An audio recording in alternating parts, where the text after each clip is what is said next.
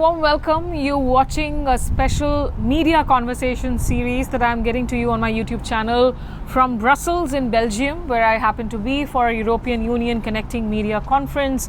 2 days of deliberations on a host of challenges that journalism across the world faces today in tumultuous times, and getting to meet some excellent, in fact, fellow scribes who are working under very tough circumstances. I'm joined here by Ayesha Kabir. She is a senior journalist based in Dhaka, working with one of the leading, in fact, English news dailies there, Pratham Alo. And I thought this would be a great opportunity to snatch a conversation with Ayesha.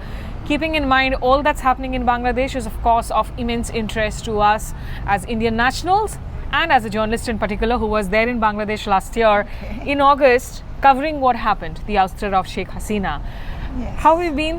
How are things right now in Bangladesh? To tell the truth, things might not be perfect, but we're still going through a big sense of relief, especially as journalists, because we were under so much pressure. So even if things aren't perfect, that sense of relief is over there still. You know, tell our viewers, because of course there is that Sheikh Hasina dynamic that we saw with Mr. Modi, earlier also the India-Bangladesh historic relations. But it was very clear that there were a lot of things that were going wrong within Bangladesh. And Sheikh Hasina either wasn't in a mood to listen to what was happening, or she was living in denial despite knowing what was happening. When you say that there's a sense of relief amongst the journalism communities, Yes. What is it that went so wrong under Sheikh Hasina? Well, actually what had happened gradually over the 15 years that she was in power, she and her government, they gradually were becoming more and more dictatorial and suppressing any form of free expression, freedom of speech, free media. And especially there was first the Digital Security Act, under which many of us journalists had to go to jail or, had to face all sorts of charges, were harassed. And then they changed the Digital Security Act, made a Cyber Security Act, which was just about the same thing. So we were under constant pressure, constant fear, and many of my own colleagues in my office were in jail. Our editor and journalist faced multiple cases. So yeah, there was a lot of harassment, a lot of fear. But there was also a huge question on media's own credibility. I mean, we saw the kind of public anger that poured in Dhaka. Several, in fact, leading newsrooms were burnt. There was arson that happened, Yes. the mob violence that followed. So there was also that element to people not being able to believe what media was showing? Absolutely. And being a media person, I'll be the first to admit that. And it was very unfortunate because politics had entered everywhere, including the media. So you had the partisan media and you had the free, independent media. So, so what happened? The partisan media was so partisan, supported the government, backed the government, and spread a lot of misinformation. And so what happened once that government fell, there was that rage against the media. So it was unfortunate, but that's what happened. Does media really now have space to be critical of the current Muhammad Yunus government, or say, for instance, elements like Jamaat? Well, we are critical of them, at least our newspaper, not all newspapers, and we have faced repercussions. It's not that we haven't. Not from the government, I'll have to admit that. The government has been fine, but religious elements now, I couldn't pinpoint that it's Jamaat or any other religious elements, but because our newspaper, we are known to be upholding secular values of democracy, and so they felt that they were not included in the religious, not religious, I wouldn't say, the fanatic voices. And so there were incidents like cows being slaughtered in front of our office. Oh, okay. When was like this? that. Just after the changeover, a few weeks or a month after the changeover. None of us were harmed or anything, but it was just a symbol. We weren't scared because we knew it was a very small minority of people, but it shows that things are not perfect. Yeah. So, which also brings me, to my question, because when I was there last year in August, and you could watch all those earlier reports on my YouTube station, spoke to multiple, in fact, young voices in particular, and I was one of those few journalists who came in here, who was also drawing a lot of flack for having said so, because I was giving credit to students. Yes. That what happened initially did look to me a spontaneous protest where students were in charge. Later on, of course, you know, the situation always changes in these kind of situations, whether it's Bangladesh, whether it's Nepal, it starts off in a certain way and then certain elements try and hijack these protests. But I gave credit to young students. And one could sense that, you know, that revolutionary spirit, that enthusiasm, that optimism about a new Bangladesh, Nutun Bangladesh. Do you still sense that on the roads, Ayesha? I sense a bit more of realism has come in. I feel that these young people who deserve all credit, as you said, they perhaps are rushing into politics a bit too soon. It's fine, they formed a political party, everything, but I just think they needed to go a bit slower. But then I understand too the spirit, because the amount of sacrifice, as you were saying, they've given their lives, they've sacrificed, and they really drove the movement forward. What the other political parties were doing over the last 10, 15 years, they sort of really ignited it and brought it to a conclusion. So naturally they have a sense of entitlement, but they need to be perhaps a bit more pragmatic. Take their time, be a bit cool-headed. They might not win this election. 5 years later, fine. So I feel people are not disillusioned with them, but people are just being a bit more pragmatic. But, you know, I could say equal participation of young boys and girls, whether it was in the university, college premises in Dhaka and beyond. But it does feel like after all these months, those young girls who were at the forefront of leading those protests, they've been either invisibilized or they're not there anymore, and a lot of it has been taken over by much radical conversations. Is it a cause of worry for you? Well, I wouldn't say worry. You can say worry, but something which we dislike a lot and which we are fighting against. Not religion, but the radical elements of religion. And you're right. There were so many women, young women, girls on the field, and they're pretty invisible now.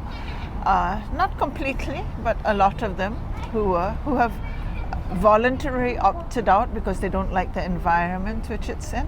So that is worrisome, but we hope things will change, because a lot of women and a lot of the media are not taking it so easily. They're not just being silenced. So there's a fight back. There is a fight back, definitely, because there are a lot of women in the young the new party, National Citizen Party. There are women over there who are preparing to contest in the election. Whether they win or not doesn't matter. They're contesting, they're being heard, making sure their voices are being heard, but not enough. You know, remember the very creation of Bangladesh, the foundations of it included fierce fightbacks over linguistic identities, over cultural identities, over secular politics too. Absolutely. You know, for Bangladeshis. So from India, of course, you know, a lot of the news is exaggerated at times when it comes to the Indian media covering stories in Bangladesh.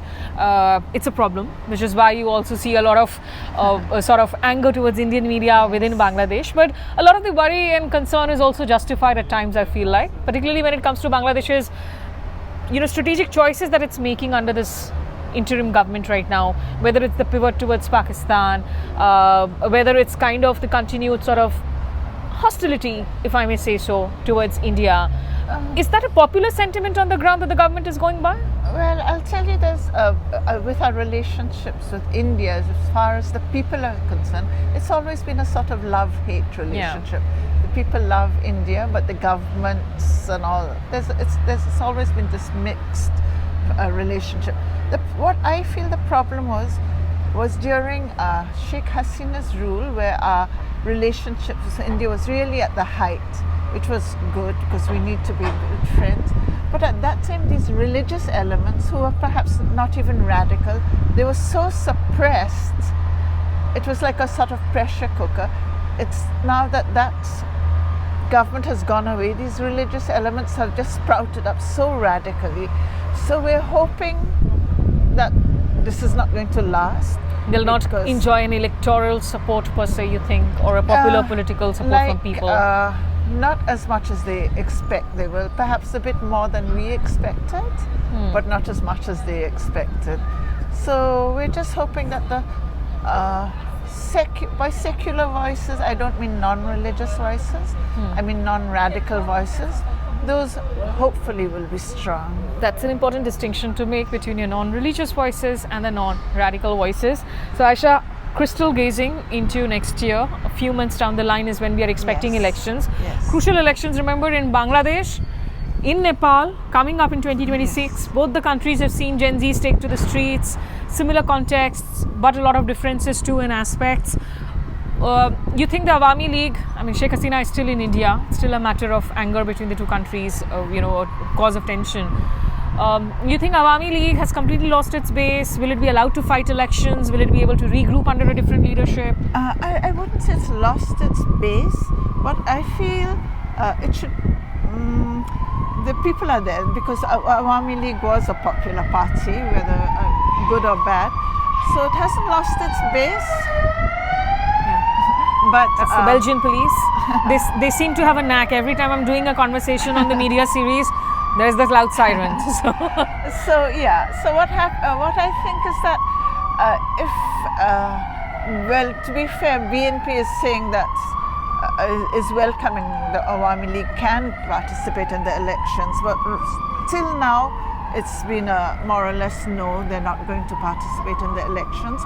Whether they participate, their candidates independently or as an alliance with other parties, I don't know. Well, that's yet to be seen. But I know for sure, I have been talking to people within the BNP and they are very worried that they may lose ground to the Jamaat. So do you see Jamaat emerging as a strong electoral force in these elections? Stronger than we imagined, but not that strong, because people still don't the majority. It looks like BNP is going to definitely be the winner, but perhaps Jamaat will get more seats. Before we were thinking Jamaat will get 2 seats, 3 seats, 4 seats, but now we're seeing them probably they'll get more seats, and they've changed their tack too. They've been including Hindu people in their party, they've been including more women in their party, speaking more liberally. But really? I haven't heard those liberal statements. They have been actually, but whether they will people will swallow that pill, I doubt. They're taking it with a bucket of salt, I'm sure. Absolutely. But, so those crucial elections, I hope to be in these countries to cover these elections on the ground, get you those reports out there. In terms of the media challenges currently, what are the challenges you're now facing? The challenges to me is not exactly from the government.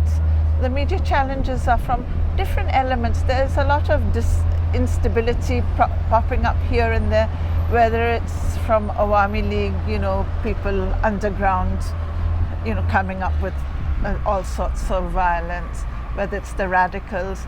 There is still violence on the streets, sporadic, but it's there. So the media is being a bit careful, but our voices aren't being What about quiet. The reports that came in of attacks on minorities? I know initially some of the numbers were exaggerated in Indian media, which I had pointed to and corrected. Yes, but is that situation better, calmer now? Much better, because actually we had done extensive investigations on this.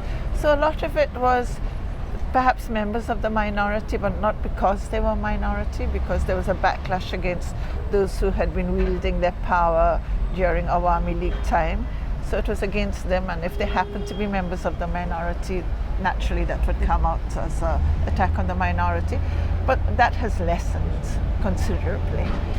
Yeah. And you mentioned about the pressure cooker factor. So finally, one of the biggest reasons that led to all that anger against Sheikh Hasina, other than what was called her repressive regime over a period of time, was the fact that people thought elections were getting rigged, election after elections. Are they hopeful that the next elections, that this incumbent regime or administration has learned the lessons, that the next elections will actually be free and fair? Compared to before, definitely. And to me, they will be. But if free Awami and League fair. is not allowed to fight, will it still be considered free and fair? It will be, in the sense, if legally they can prevent, not Awami League as a whole, but like the candidates, if they can have the people who are guilty of the crimes, whether it's enforced disappearances, killings, if they could actually have legal cases against them and convict them, then they won't be able to stand in the election legally. So in that sense, yes. But if Awami League as a party can't stand, then there might be questions. What's the mood on the ground towards India today, after all these months now? They're not very happy that India is giving shelter to Hasina, because after all the atrocities committed, they're not too happy. And as you were talking about the media, and not you personally, but there's been a lot of disinformation out there. So that's why people aren't terribly thrilled with India. But at the same time, pragmatic people realize that India is our neighbor, and India, as I said, there's always a love-hate relationship, more love than hate, to tell the truth. And people are just fed up with the governments and ruining relations between the two countries. With the kind of shared borders that we have, with the kind of shared cultural identities and linguistic identities that we have, I remember reporting on a story where, because China was offering medical visas and asking Bangladeshis to look at China as an alternate, because Bangladeshis come to India for shopping, for tourism, for hospitals. Doesn't really work. You go to China, in a country which doesn't speak your language, which has different eating habits, which is more expensive, you have to take flights. Compare that to the medical tourism scenario in India. It's very, very different for Bangladeshis. So hopefully the two countries will ride over all that political animosity, hostility, the kind of anger that we've seen. But let's just hope that there is a better future in store. And I hope to see you in Dhaka when I'm there covering the story. Definitely. So it's been a pleasure speaking to Ayesha Kabir here in Brussels. And do check out the other conversations, including my conversation with Anna, who's a Syrian-Armenian journalist based in Lebanon and is a war reporter, young reporter, reporting day after day from the front lines. Do check out that conversation. Like, share, subscribe, and press the bell icon notification for fresh content alert. Thanks for watching. Take care. Goodbye.